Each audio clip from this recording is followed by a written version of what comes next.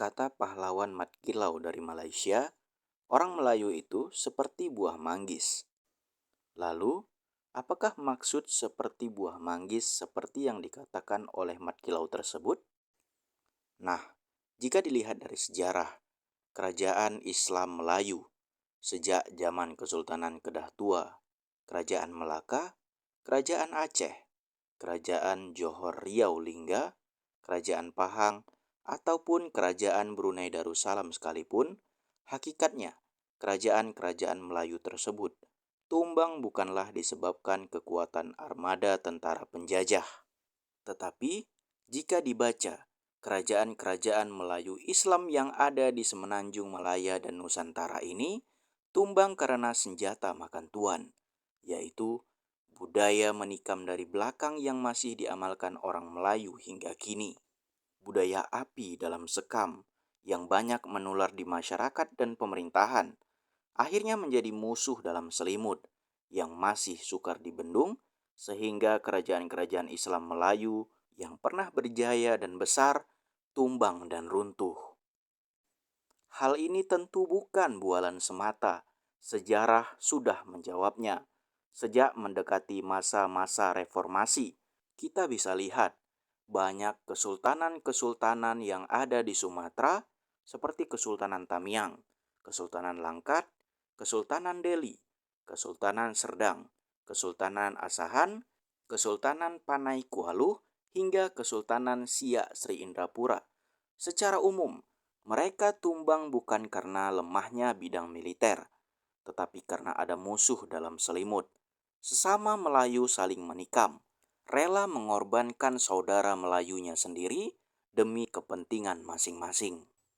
Menyeberang ke negeri jiran kita Malaysia, ada kisah pengkhianatan pengikut Dul Said di Naning pada 1831, di mana pada saat itu pengikut Dul Said berpaling kepada penjajah setelah diberi ganjaran beberapa keping uang emas. Akibat pengkhianatan itu, Dul Said pun tewas, dan kepahlawanan Dul Said akan selalu diingat. Inilah akibat orang-orang sebangsa dan seagama yang menjadi talam dua muka, sanggup berpaling tadah terhadap perjuangan mereka sendiri, marwah dan harga diri orang Melayu tercoreng. Begitu juga masalah yang dihadapi oleh Datuk Bahaman orang kaya Semantan, Mat Kilau dan Tok Gajah Imam Rasu yang pernah diserang penjajah di Tembeling. Mereka mundur, tetapi mundurnya bukan karena takut kepada penjajah. Mundur karena tidak mau lebih banyak masyarakat yang menjadi korban akibat pengkhianatan orang Melayu itu sendiri. Nah, mungkin ini juga alasan mengapa Mat Kilau mengatakan orang Melayu itu seperti buah manggis. Apa maksudnya? Buah manggis itu luarnya hitam, dalamnya putih. Orang Melayu ini semangatnya hanya meluap-luap pada zahirnya saja, sedangkan batinnya masih lembut. Itulah maksudnya. Mat Kilau juga menambahkan, buah manggis juga bergetah, sama seperti buah bacang. Sayangnya buah manggis tidak berbisa seperti buah bacang, yang kalau disentuh bisa menyebabkan menjadi kudis.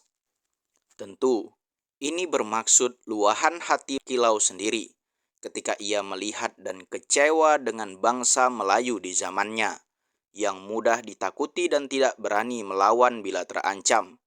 Hanya segelintir dari mereka yang sanggup berjuang, hingga sanggup meninggalkan keluarga, harta benda, pangkat, kekayaan, dan gelar serta kampung halaman untuk berjuang menentang penjajah. Mat Kilau juga sempat mengumpamakan bahwa orang Melayu ibarat buntut buah manggis. Kalau bunganya kembang 5, maka isinya juga 5. Kalau bunganya kembang 6, maka isinya juga 6. Apa maksudnya? Maksudnya, orang Melayu di zamannya tidak dapat menahan dan menyimpan rahasia-rahasia penting mengenai strategi perjuangan sulit mereka. Inilah sebabnya bangsa Melayu di zamannya gagal menentang penjajah. Lalu, apa kesimpulan jika kita tarik kenapa kerajaan Islam Melayu itu sendiri bisa runtuh? Ada beberapa faktor.